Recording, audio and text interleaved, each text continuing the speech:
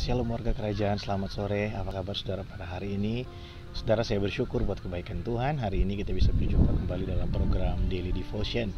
Saudara, hari ini saya ada di alam terbuka. Saya bersyukur ada kesempatan untuk bisa menikmati kebaikan Tuhan lewat ciptaannya yang luar biasa di kota Manado ini, saudara.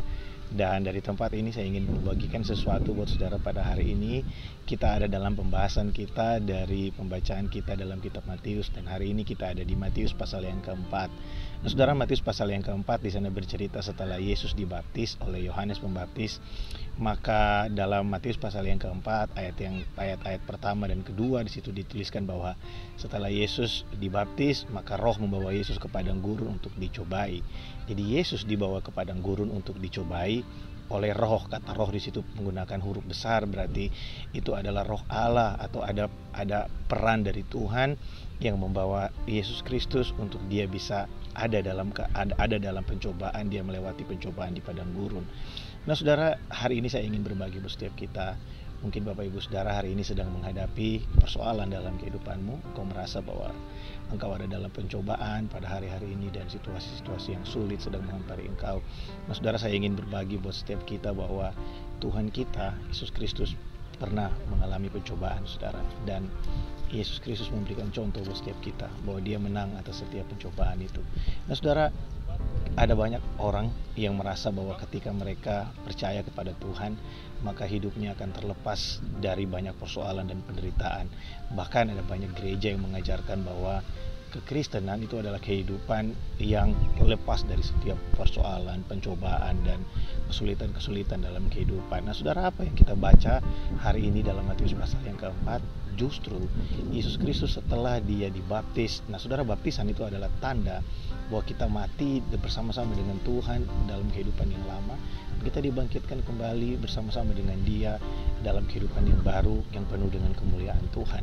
Nah, saudara, di situ dituliskan bahwa setelah hidup yang dipulihkan, setelah kehidupan yang diubahkan, maka ada masa di mana kita didewasakan, di mana kita menghadapi banyak pencobaan dalam kehidupan kita, sehingga kita dalam pencobaan itu, pencobaan terjadi bukan supaya kita menjadi hancur, saudara, tapi pencobaan terjadi untuk membuat kita semakin dewasa dan mengenal Tuhan, untuk kita semakin melihat pribadi Allah dinyatakan dalam kehidupan kita.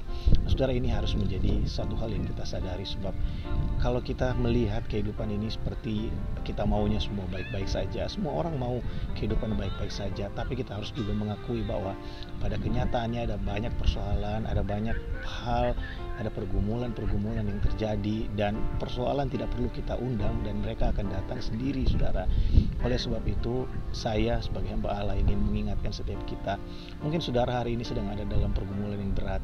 Saudara harus melihat bahwa Yesus Kristus Tuhan, dia yang kita sembah, dia juga pernah mengalami pencobaan. Dia juga pernah melewati masa-masa yang sulit, 40 hari berpuasa di padang gurun, dan itu adalah hal yang tidak gampang, saudara, ya. Mungkin pergumulan kita hari ini kita bilang, saya lebih berat daripada tidak makan 40 hari. Tapi saudara harus mengetahui bahwa Yesus melewati itu semua supaya hari ini dia bisa menolong setiap kita. Ibrani pasal yang kedua ayat yang ke-18 dikatakan, sebab ia sendiri telah mengalami pencobaan, dia telah dicobai, supaya dia bisa menolong setiap kita hari ini yang dicobai. Nah, saudara, hari ini ada pengharapan buat setiap kita, bagi Bapak Ibu Saudara yang hari ini sedang menghadapi satu persoalan dalam kehidupanmu. Mari dengarkan baik hari ini bahwa Tuhan pernah dicobai, dan dia mengetahui beratnya pencobaan, dia mengetahui beratnya persoalan dalam kehidupan kita.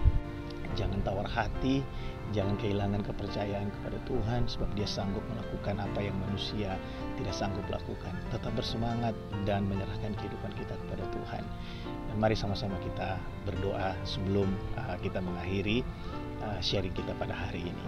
Tuhan, kami bersyukur buat kebaikan-Mu. Terima kasih buat anugerah kami boleh terus melihat Tuhan berkarya dalam kehidupan kami. Dan Tuhan, sore hari ini kami belajar bahwa dalam kehidupan kami, sekalipun ada banyak pencobaan, ada banyak persoalan yang terjadi, tapi kami percaya lewat itu semua, itu terjadi bukan untuk menghancurkan kami, tapi untuk membuat kami semakin kuat di dalam Engkau. Kami percaya, Tuhan, Ibrani pasal kedua ayat ke-18 berkata bahwa Yesus Kristus juga telah dicobai supaya dia bisa menolong setiap kami. Tuhan, sore hari ini hamba berdoa melepaskan kekuatan baru buat setiap umat-Mu yang hari ini sedang mengalami banyak persoalan dalam kehidupan mereka. Biar mata kami tetap tertuju kepada Tuhan, kami tidak memperhatikan yang lain Tuhan, sebab kami tahu pertolongan kami berasal daripada-Mu. Terima kasih, terpuji nama-Mu, dalam nama Yesus kami berdoa. Amin. Saudara tetap bersemangat, tetap andalkan Tuhan. God bless you.